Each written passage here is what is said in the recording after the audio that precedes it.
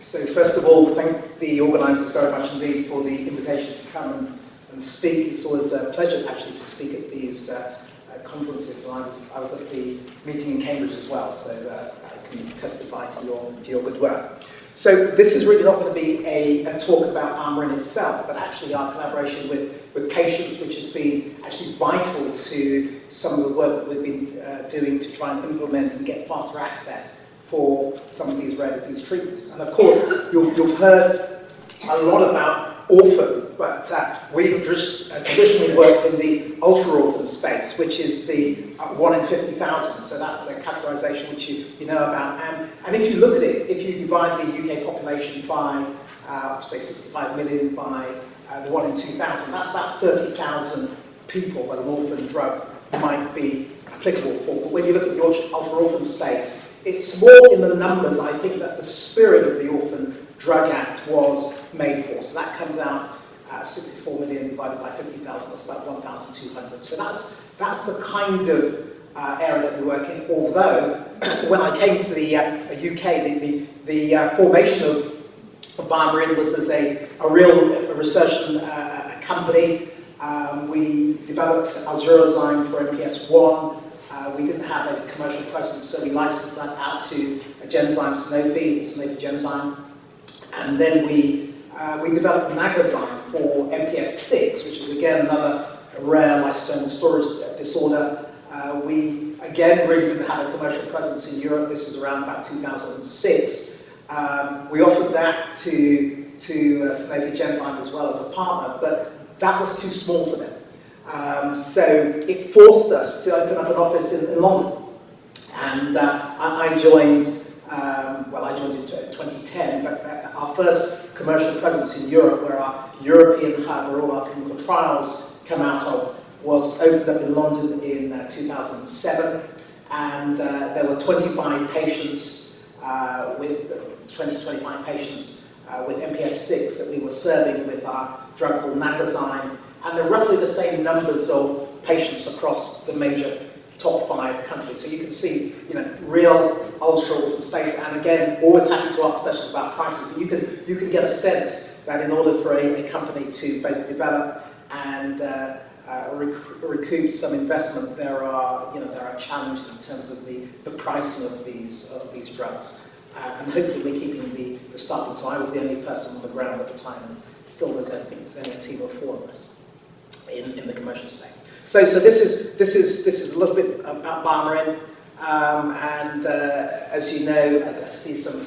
colleagues here. We're working in a whole raft of different ultra-orphan diseases, and you can come and speak to me about those afterwards. It's always common to give acknowledgements at the end, but actually I want to pay tribute actually to the work that patients have done, patient groups have done in taking charge of the need to not just come before NICE and other bodies with a story of how their disease, how they're being affected anecdotally by their disease, but coming before these bodies now with evidence about how the treatments and the services that NICE are putting out will make a real tangible difference. And one of the diseases I'm going to talk about is molecular MPS4, but actually just recently as well we have taken back a drug for PKU from Merck, and I was really impressed by the fact that the Irish Society, the PKU Society, they actually did a survey of their members, worked with a researcher at the University of Leeds, got a validated quality of life questionnaire, surveyed their members about what's their life like without the treatment, what might it be like with the treatment, and presented that, got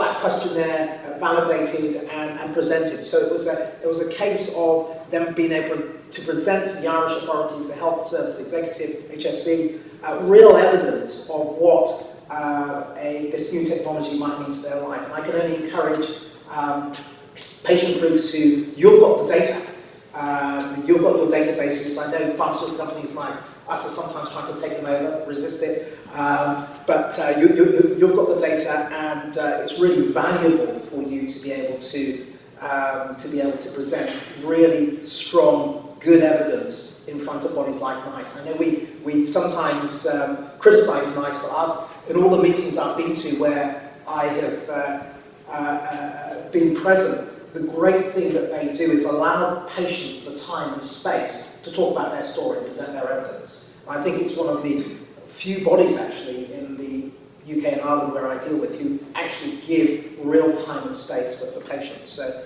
I'm going to commend them on that.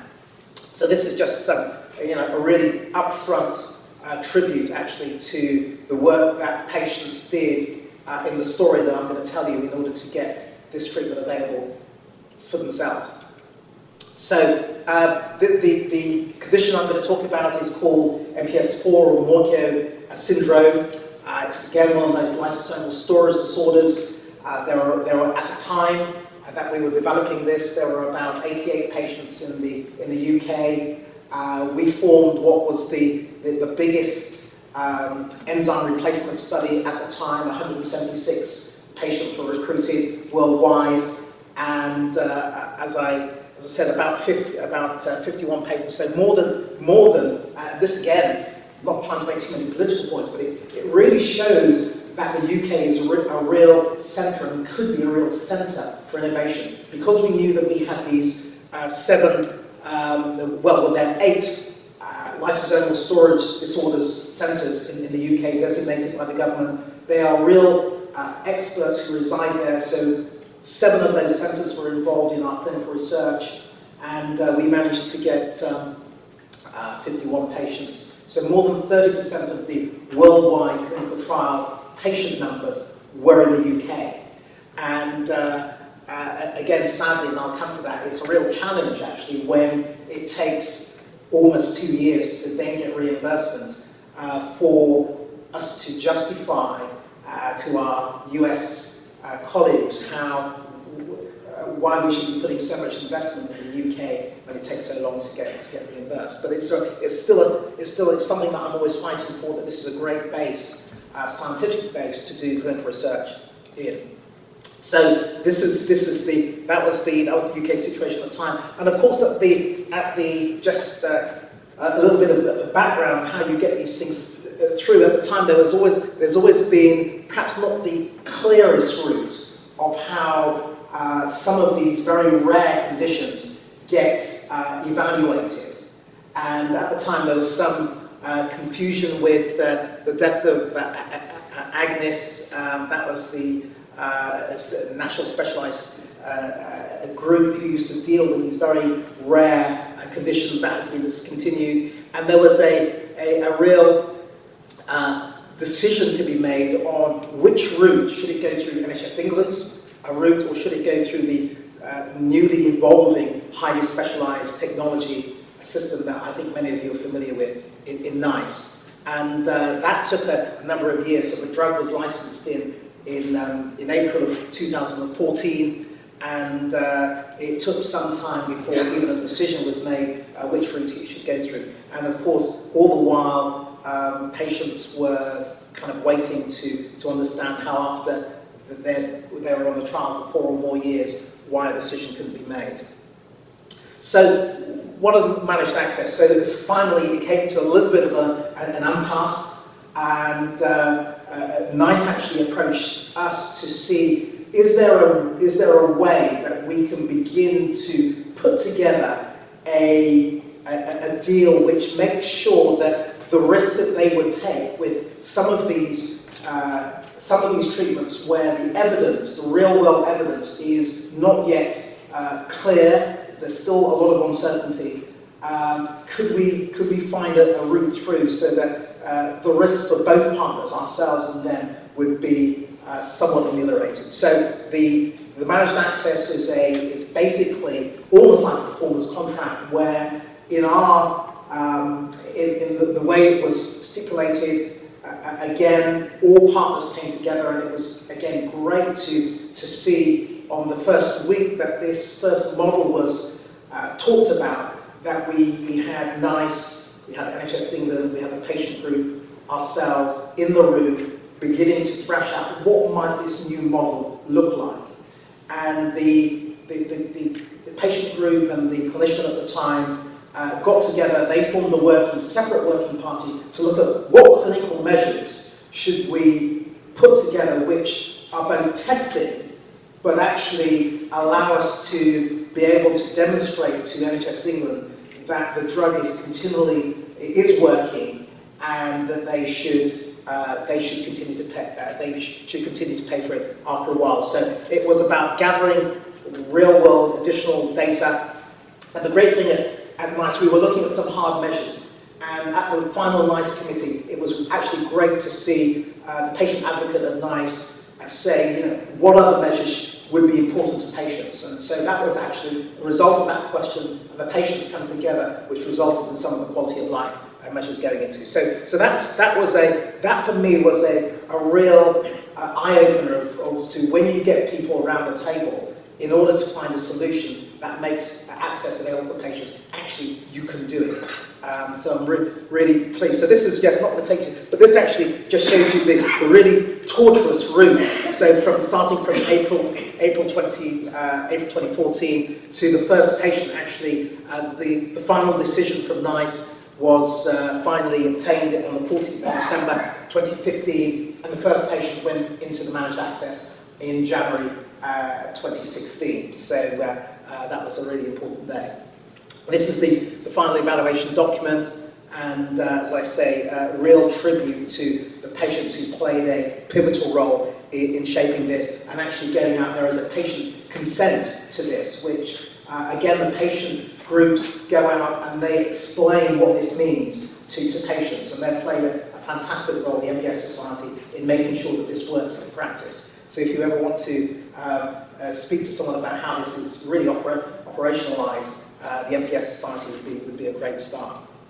So lessons learned. What happened? So the managed access is for a period of 5 years. The question, what happens after 5 years for patients who have been passing their annual tests every year? It's one of the things that came up in the last review. Patients are reviewed every year. And that's something from an ethical point of view that still needs to be wrestled with and will be at the next meeting.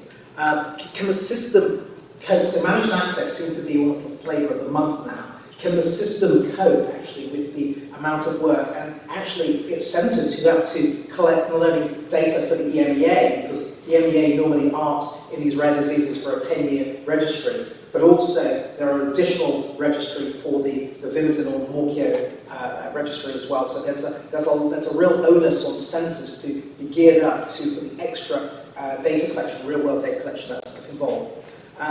Things about transfer, I won't deal too much with that, and then I've spoken a little bit about the impact on investment decision in terms of if we can really make this work. I think we can still show that the UK is a place where pharmaceutical companies like ours can really continue to invest, and I hope that's the case. And then we're looking for better models. I think there are still better models of how we can make treatments reimbursable or accessible to patients. Germany is a great example where they typically allow early access at the price that the manufacturer has set, and then after a year, an assessment is being made, and if they believe the drug is not worth that money, the company then has to rebate what they believe is over that value. So I think there are other better models, but the message is we hope through these systems that patients can get better access to treatments. Thank you very much indeed.